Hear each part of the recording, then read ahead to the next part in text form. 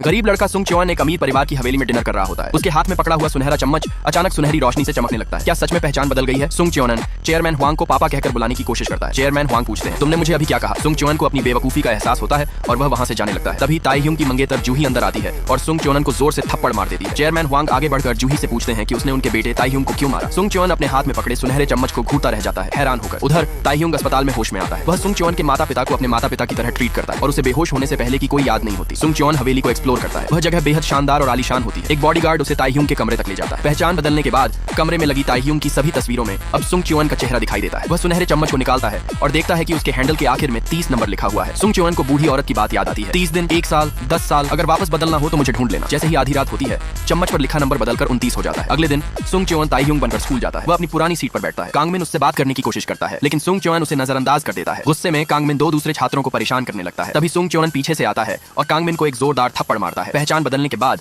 कांगमिन से बदला लेना ही उसका पहला मकसद था। जैसे ही वह वहां से जा रहा होता है, उसकी मुलाकात जूही से होती है। जूही जानती है कि सुंग च्योनन ने ताईह्युंग को ब्लैकमेल नहीं किया था और वह उससे कहती है कि उसे स्कूल से निकालने का फैसला वापस ले ले। जिया यह बातचीत सुन लेती है। जिया को हमेशा से ताईह्युंग पर क्रश था। वह सुंग च्योन को रोकती है और एक राज बताती है। मिडिल स्कूल में जूही की वजह से किसी की मौत हो गई थी, इसलिए अब वह दूसरों के प्रति सहानुभूति रखती है। सुंग च्योन को पसंद नहीं कि कोई उसके पीछे बातें करे। जिया दूसरों के पीछे बातें करती है और जाने लगती है। तभी जिया अचानक उसे पकड़ती है और उसे किस कर देती है। यह सुंग च्योन का पहला किस होता है।